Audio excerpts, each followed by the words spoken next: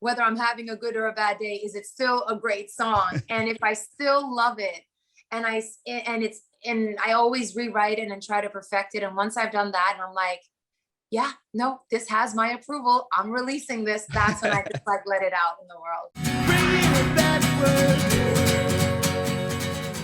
My name's Adam, and this podcast is all about you, your journey in music and songwriting, and how you got to where you are now. And I'd love to talk to you about your new song. And I just watched the video. I love it. Oh, thank you so much. I really appreciate it. No, I'm excited to speak to you.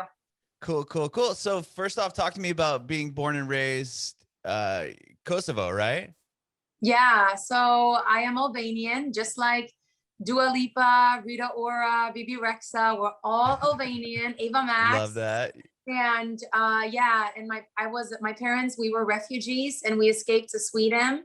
And I grew up in Sweden and in Germany, and now I live in the US, and I'm writing songs for other artists and myself, and just releasing my music, you know? Mm-hmm. What a fascinating story. So, I mean, going through from one country to another and then eventually making it out to Los Angeles.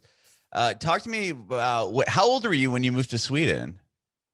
I was a few months old. I was a baby, so I don't really recall anything. I don't remember anything because I was so young.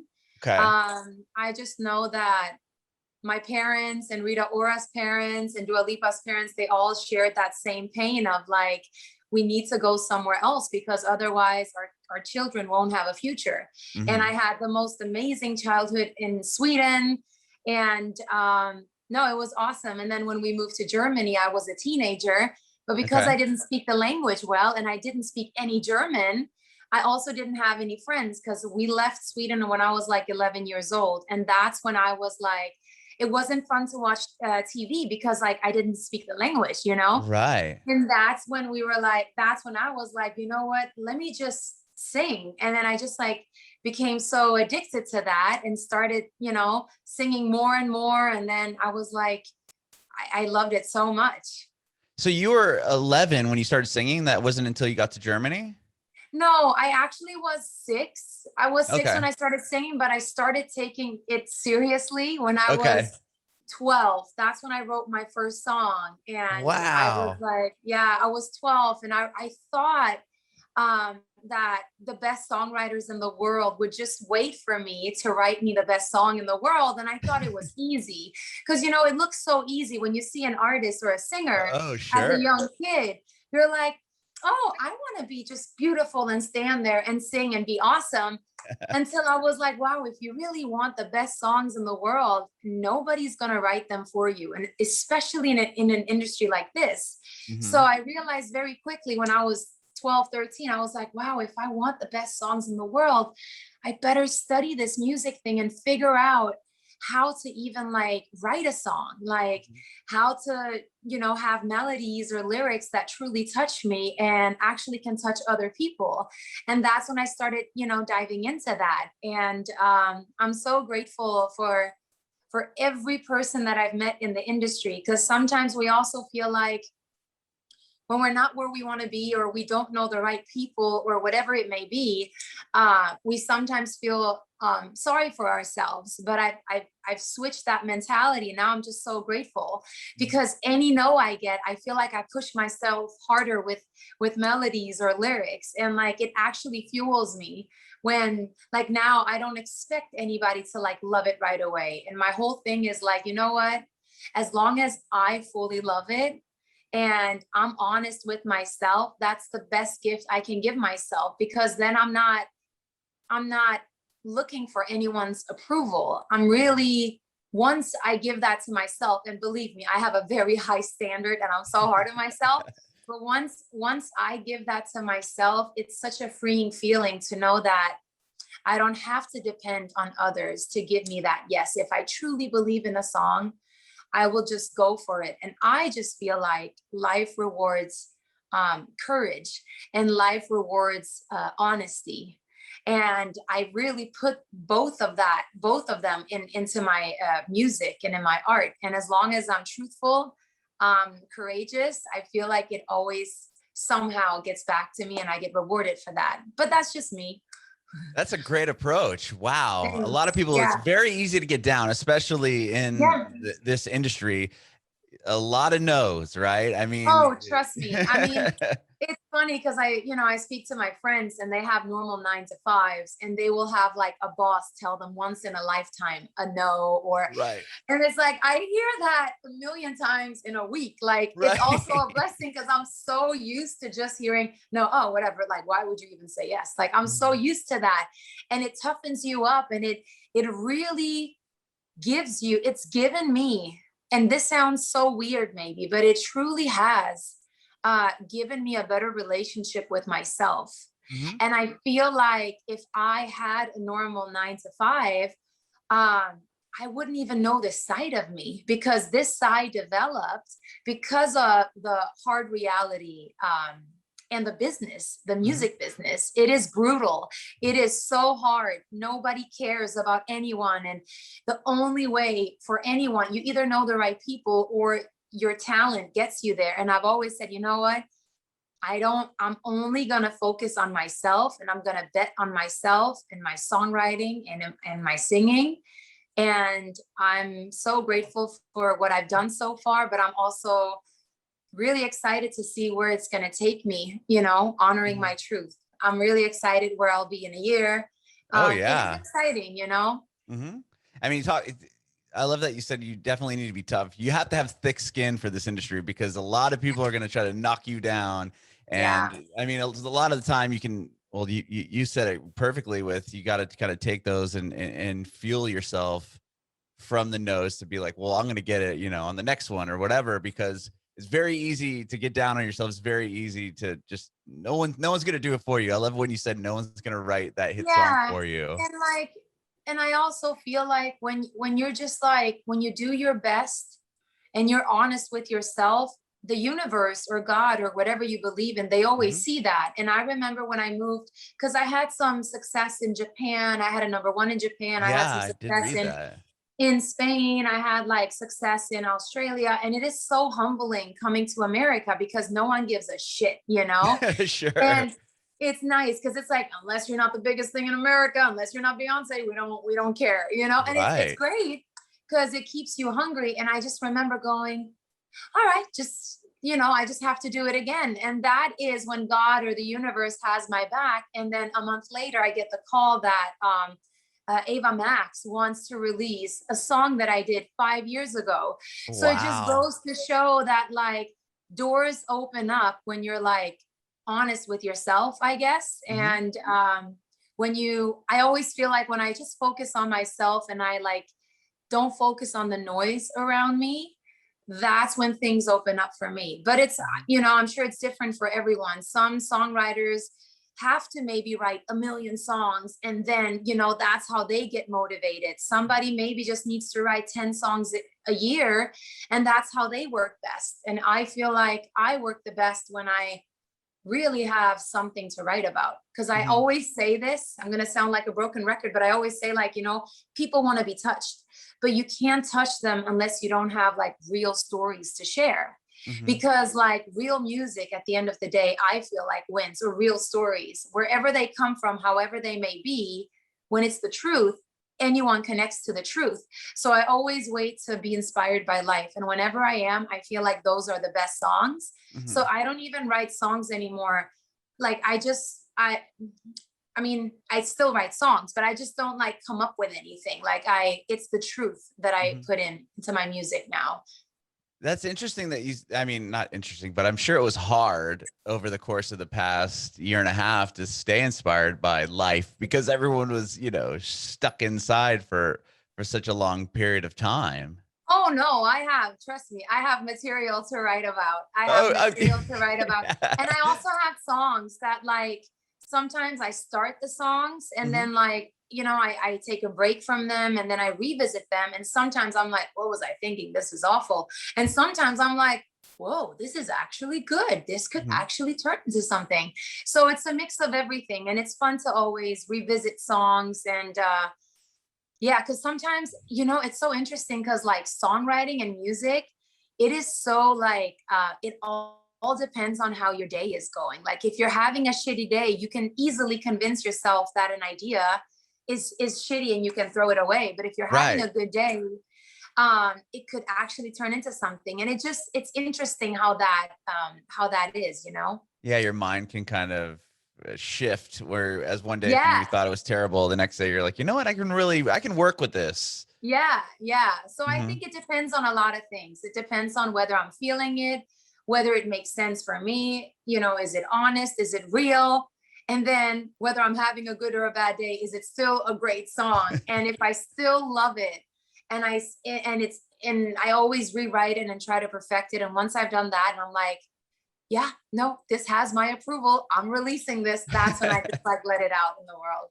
I love that. I want to Yeah. back up a little bit here. So you Yeah. said you started singing at 6. What was like, tell me how you even got into it. Were you just singing around Oh, the I house and just your mom was sang. like threw you in a chorus class, or? Yeah, no, I sang a little at home, but I also like was in the choir in Sweden. So Okay. I sang in the choir. I also sang with my best friend in Sweden. But that was just like for fun and a little. That was not like, oh, I want to do this forever. It really Mhm. became, you know, more serious once I, you know, moved to Germany. I didn't have any friends. I didn't speak the language for a year. Mhm. And that's when I really like dove into that. And yeah, that's when I started also writing my first songs at the age of 12. So like Okay. that's when I was like, you know, I really like this. And then I started recording my songs, I started writing them. And then at the age of 15, 16, I started like recording the things I wrote. And then when I went to a studio and I heard my voice, I was like, oh, is this how it sounds? It's funny because like my friends' grandparents, they used to live underneath me, and they would think I was praying when I was singing. It was hilarious. That's I was awesome. because Christina would always tell me like, you know, my grandparents, they think that you're praying all day, and I was like, oh my god, it's so funny. Um, so yeah, when I went to the studio and I heard my first recording, I was like, oh wow. And then I figured out, I was like, okay, I need to improve this technique. Mhm. This is really good. This can be better. Um, this is not sounding good. Like once you hear your own voice and how it translates into the Sure. record, that was really interesting for me when I was like 15, 16. And then I met my publisher, my first publisher at the age of 17. And Wow. yeah, and then he gave me a session because he heard my songs on MySpace. Okay, so Um, I was gonna ask you how people were finding you and how you were releasing stuff. So you were recording it, you'd write a song, either record it yourself on what, like a tape player? Is that what you said? no, I had a studio in my hometown that I would go to and I would record my songs, but they were so shitty. They were not good. But I would put them online. And because I did that, my first publisher, heard the songs and he was like, you know, I think they're great. Why don't you come over to my studio and just have a session with some producers? And Oh, okay. I had no idea that these producers were like the biggest in Germany or one of the biggest in Germany. And the first session we had, that ended up being the number one in Japan. And that's when my publisher was like, you know what, I can't give you a record deal, but I can offer you a publishing deal. Uh-huh. And his advice was the best one because he was like, you know what, I really think if you really focus on the songwriting and you really write for a few years for other people, you can develop your own sound. You will see what works and what doesn't work. You can, you know, build relationships because this industry is all about relationships and everything. So I took his advice to heart, and it's honestly the best thing that I got. But back then, of course, you always want what you don't have. Back then, I was like, I really want a record deal. I really want to do this, but Mhm. it allowed me to grow. And now I'm so grateful those songs were never put out, because had they been put out and, you know, they weren't as good as I thought they were, maybe, I don't know, I would have been dropped right away and I would have, Mhm. you know, distanced myself from music. So it's interesting how everything works in life, you know, and Sure. I took his advice to heart, and then I started writing for other people. And then I started realizing, okay, I like this sound. I don't like this sound. And then I just started separating the two. So now if I'm writing for someone else, I don't put any of my story into the lyrics. And it's actually easier because it's just really suggesting.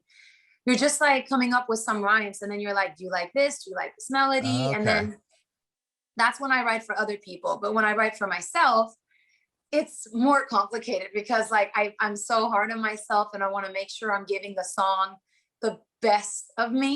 Mhm. And but it's so rewarding. It is so rewarding once the songs are done. For example, Young Queen, I started that in 2017. And Wow.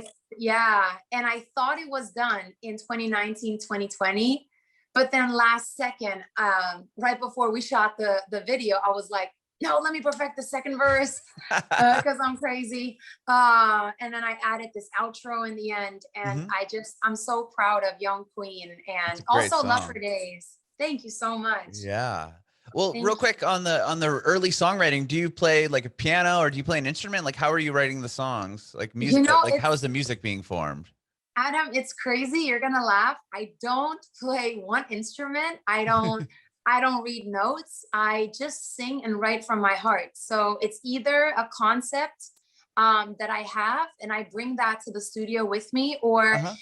a title that I think of where I go, oh, that's a dope title, or something a feeling where I'm like, I would love to write a song about my mom. How could I turn that into a concept? Like, how can I mix that with my heritage? So it's always different. Sometimes it's a melody that I have that I Mhm. don't know what it is.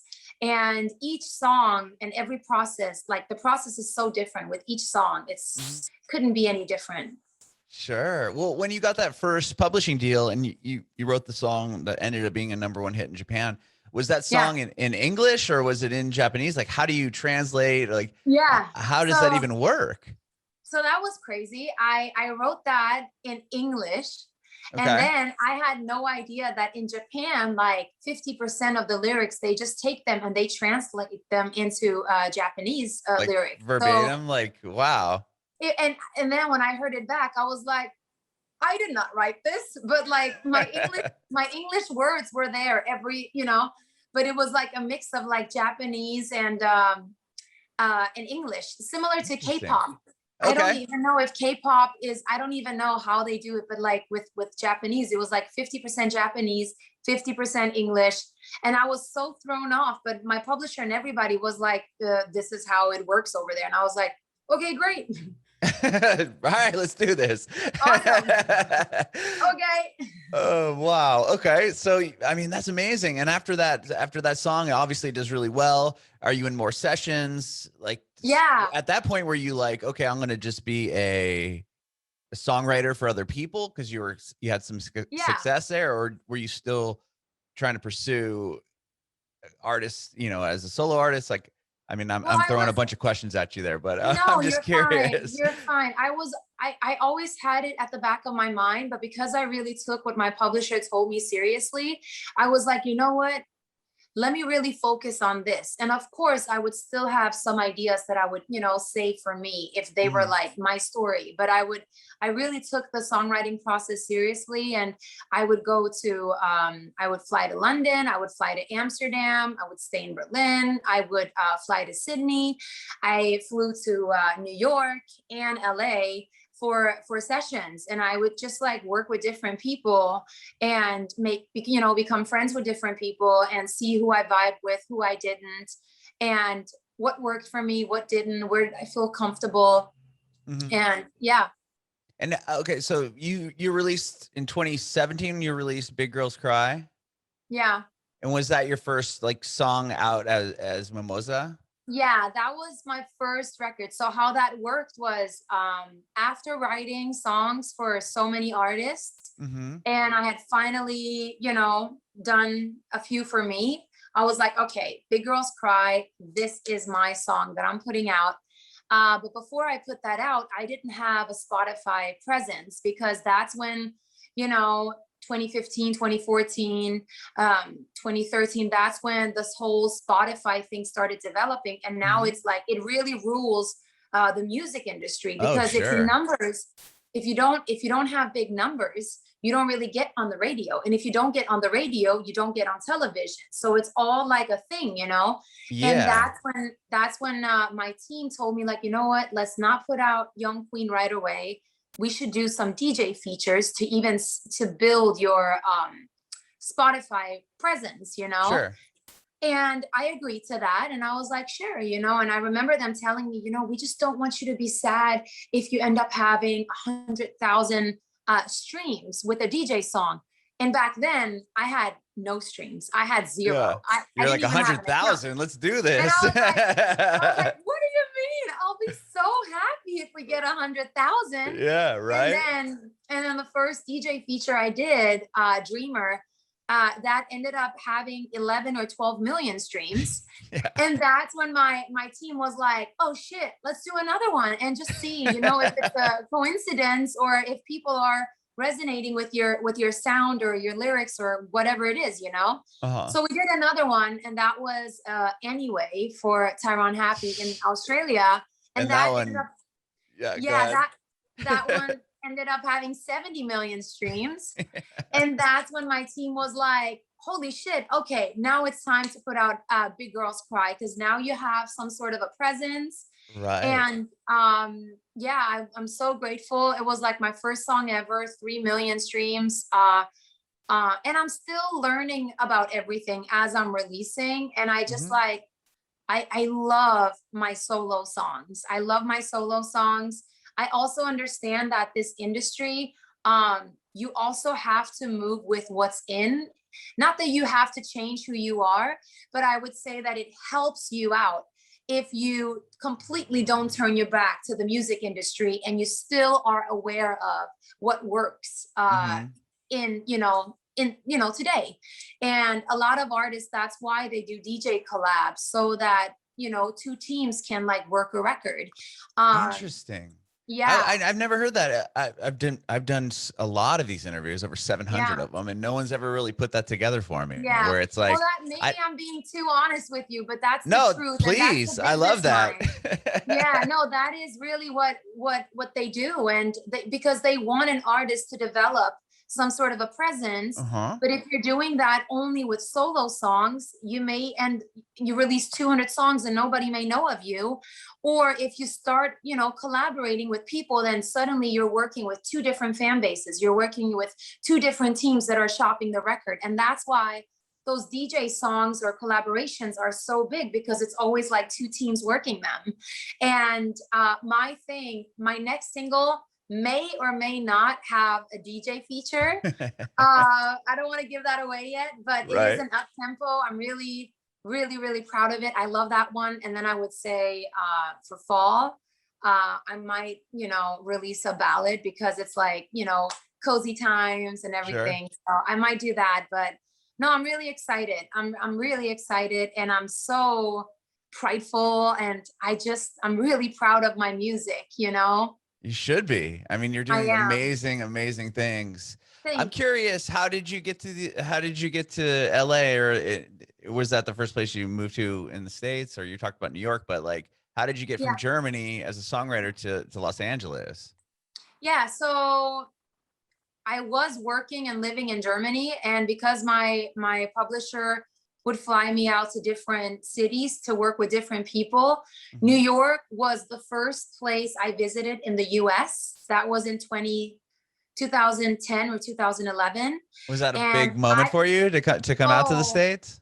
Oh, Adam, it was like in the movies, you know. I got to New York and I was in Times Square and I was like, oh, this is like the movies. Holy shit. It was so big and larger than life. And I just remember, I love, still to this day, New York is one of my favorite cities because it just like blew me away. The energy. And I also am a very like, you know, I have so much energy and I just, you do. Like I love it.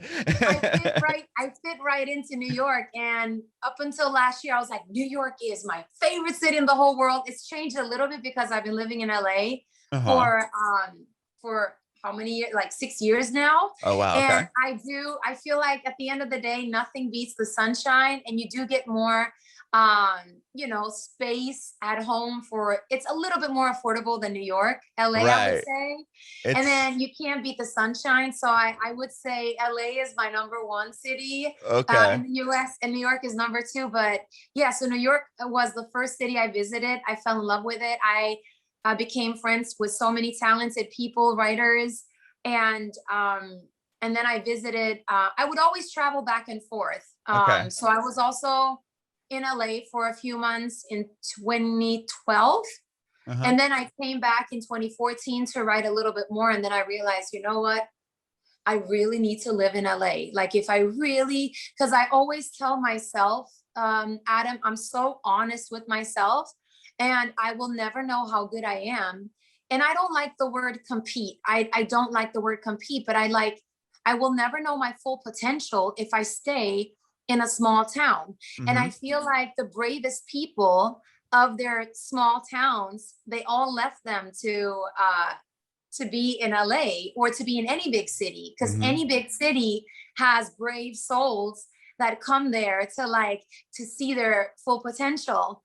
And that's what I wanted to do. And I was like, the only way for me to find out how good or how crazy I am will be in LA. Mm-hmm. And that's when I was like, you know what?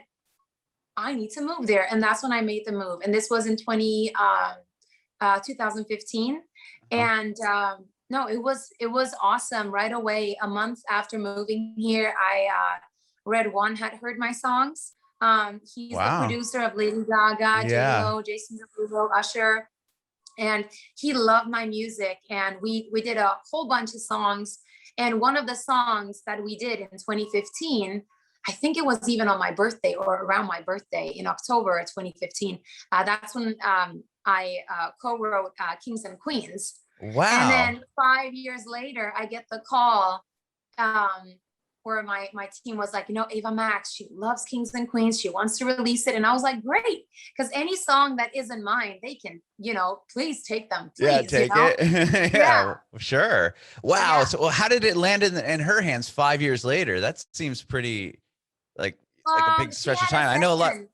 Yeah, she Sorry, had a session with Red One, and he played her some songs. And apparently, when she heard Kings and Queens, she really fell in love with it and felt like it had her name written all over it. And Mhm. that's how she took the song. Wow. And Yeah, I mean, obviously that song is huge. It's still on the radio constantly it's very now. anthemic. It's very anthemic. And I feel Hmm. like I've always loved dramatic anthemic choruses. I've Hmm. always yeah, it's always been something that I've loved, you know, and I always try to put that into my music. And I'm so grateful that she did, because it did open up doors for me, you know. Hmm. That allowed me to get signed to Universal. Wow. Yeah, it did allow me to get signed to a major record company in Germany, and Capitol Records in the US. So I just feel like, you know, when you give, you get, you Hmm. know. That's so cool. Yeah. That's so cool. What was it like getting the call from Capitol Records? I mean, that's such an iconic building in Los Angeles. I I mean, know. It's so interesting. I still haven't met my team in person because of COVID and everything. And I'm sure oh I will in wow. a month once they all return back to their offices. Uh-huh. But I honestly, Adam, I did not even, I'm telling you, my focus was only like, how can I honor my truth in Young Queen? And how can this song be the best that it can be, you know? Hmm. And I just feel like anytime when I just focus on the music and I let everything else just like, I let everything go once I've given it my all with music, that's when like things open up. And Hmm. no, I didn't expect it at all. And I'm really excited to hopefully build an amazing relationship and continue to release songs that they love, that are also honest to me. And I'm so grateful that I can even do that, you know, because, Hmm. you know, you hear different stories where artists just like, I don't know, like sing songs that they don't even believe in because it becomes their sound or their style. And I'm so Yeah. grateful that with my artist project, it's really truthful songs. Hmm. And at the end of the day, Adam, if nobody likes it, it doesn't hurt me, because I'm like, well, you know what?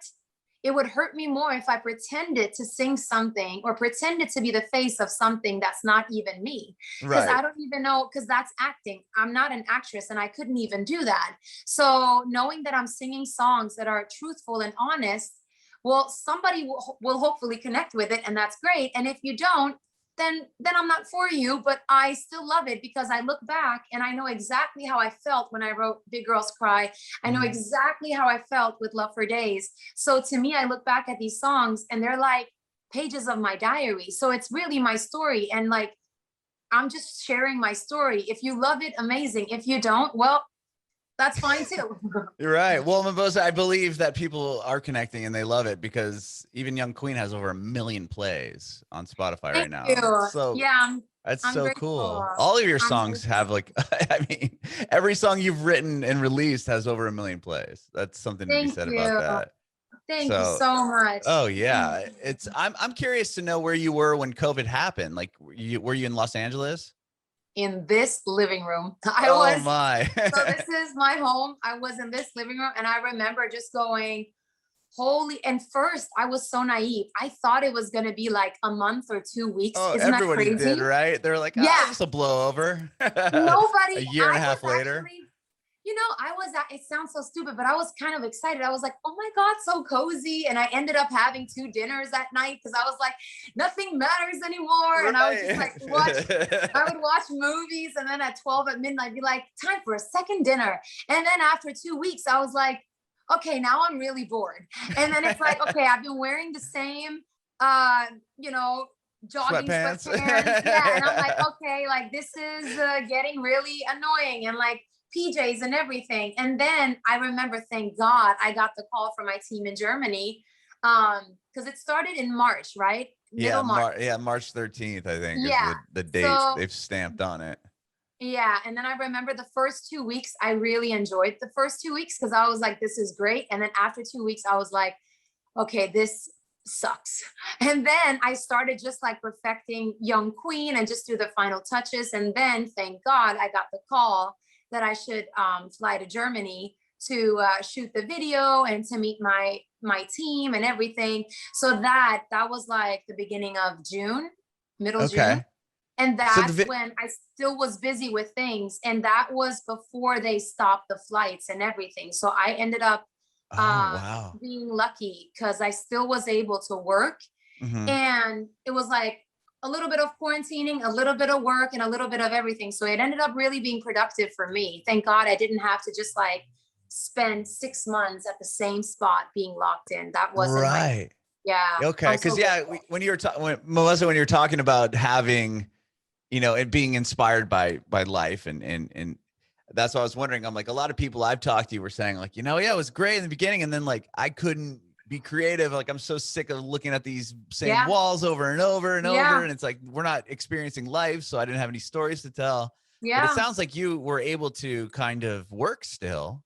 Yeah, I'm so grateful because like I think that I truly feel like COVID hit everyone on some sort of level, either financially, health-wise, mental health is so important. And if you're, stuck in the same room all day, having no human interaction, that can't be healthy for you, Mm-mm. and that's why I'm so grateful. I even like, and I did not even quarantine the whole time. Like I was still busy working and doing different things. But I remember getting so used to asking my girlfriends, like our calls were like sad, because I was like, so what are you guys doing this weekend? And they would be like, nothing. What are you doing? Nothing. And then the next friend, so what are you guys? Nothing. You got Nothing. so used to just saying nothing and everything was nothing. And that was kind of like sad, but it Mm-hmm. made me also appreciate like, wow, I never understood what a luxury it is to be able to go out to restaurants and see friends. Like, I will never Right. again say no. Invite me to everything. I'm Yeah. right there.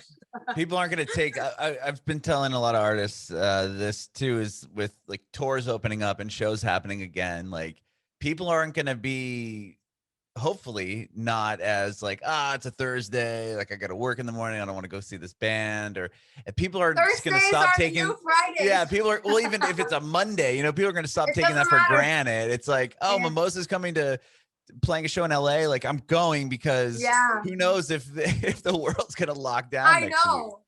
You know, Seriously, it's no, so crazy. It's it so made us crazy. all appreciate like any human interaction, and just Mhm. like how great we had it before. Like, oh my God, we had any, like, we could go, we could travel, we had so much freedom, and I think we all took it for granted. Like, wait, we can, I don't know, like go to the movies, go to a restaurant, make plans, travel. And that's something that I think everybody got humbled in that sense. Oh, completely agree. Completely Yeah, and agree. now I feel like we appreciate that 10 times more. For And I sure. think it is fun. Like, we're all young. Like, we should go out on a Monday night and just like live life a little bit more, because we Mhm. haven't for over a year. So, Right.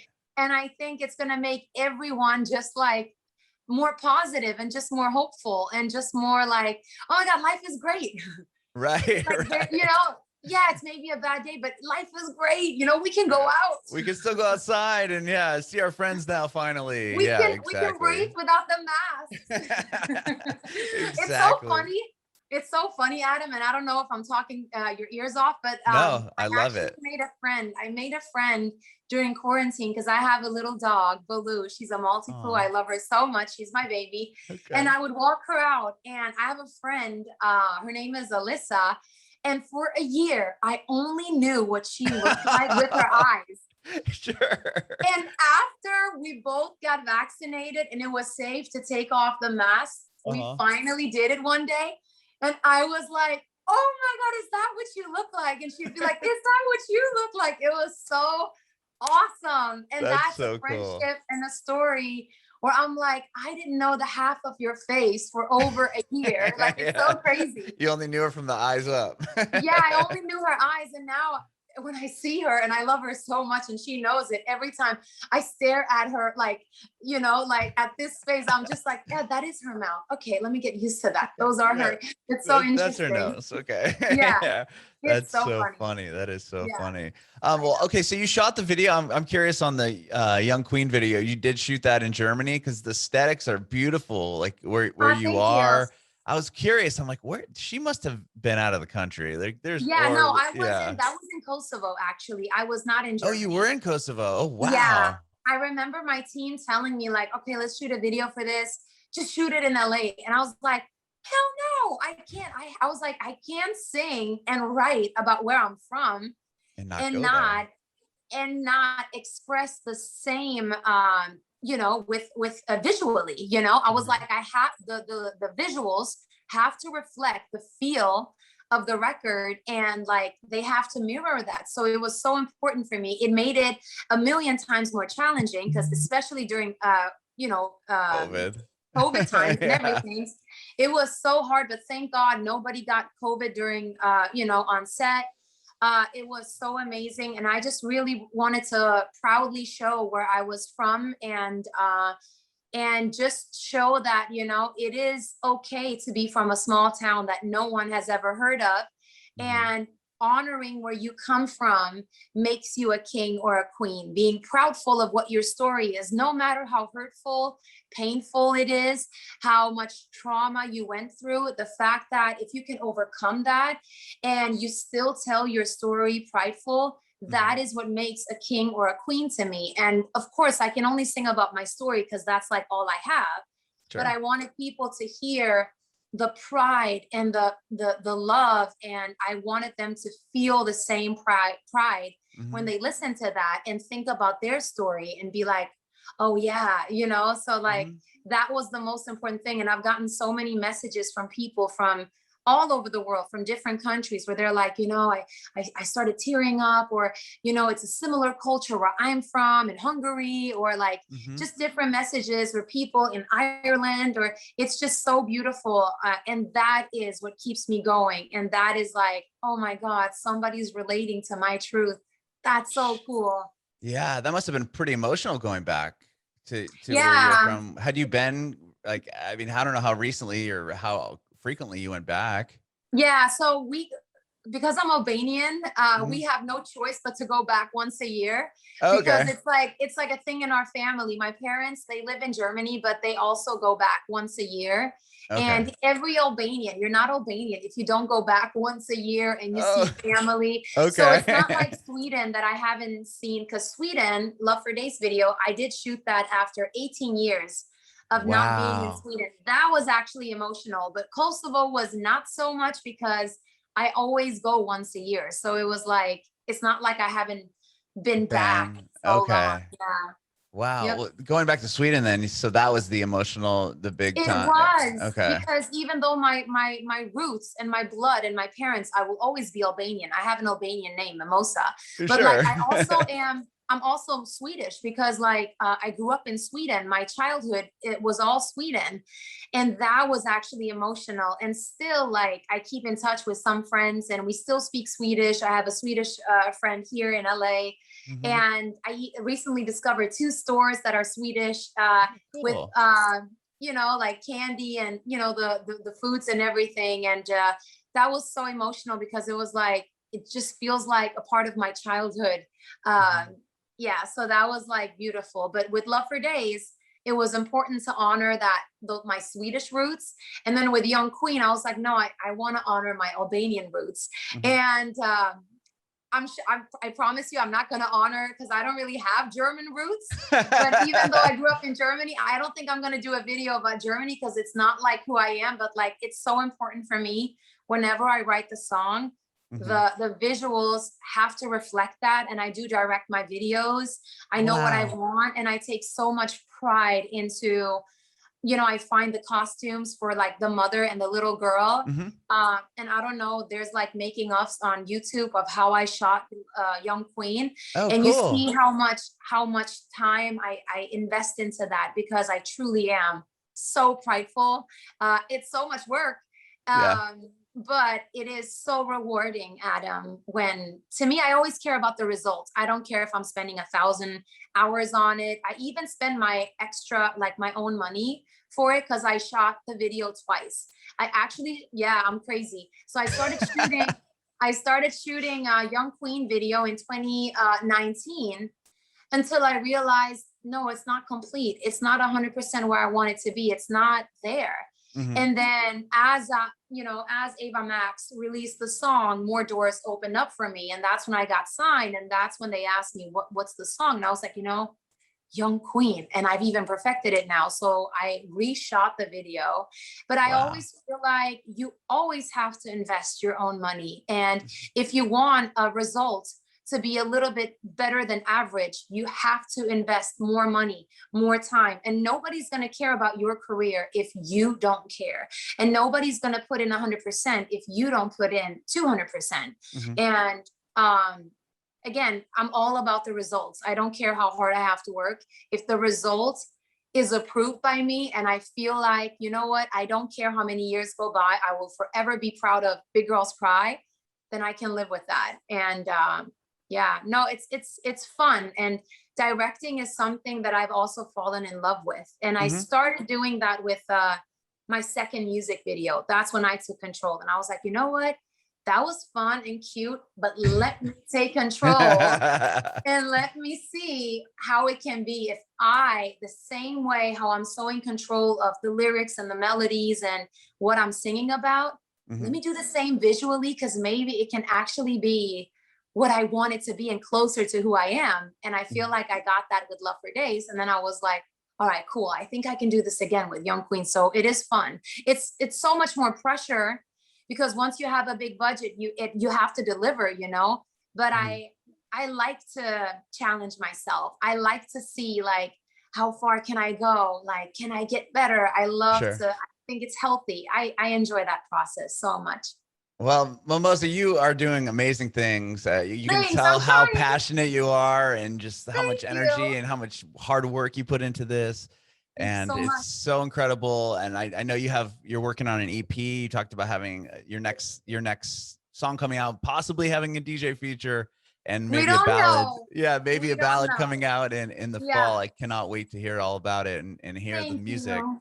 And I really appreciate you doing this. Thank you so much No, for thank taking you. time. I appreciate your time and everything. And I look forward to talking to you again whenever I drop my new record. Oh, I would love that. I would love Thanks. that. And Yeah. you've been providing so much fantastic advice throughout the course of this interview. I would love it Thank you. if Mimoza, if you could just, if you have any advice for aspiring artists, maybe just a little snippet of something that you might tell somebody. My advice would be, don't listen to my advice. Like, Really? You've yeah, been dropping so much fantastic advice. my advice would be figure out what's truthful and honest to you and follow your gut. Like, don't listen to anyone, not even me. Just like figure out what it is that you need to thrive, to be good. Because somebody could tell them, like, you know, you need to write 2,000 songs, you need to do this and that, but everyone is different. So my advice is, don't listen to my advice and just figure out how you work the best, how you feel the best, and however you feel, that will reflect your product. That's what I believe.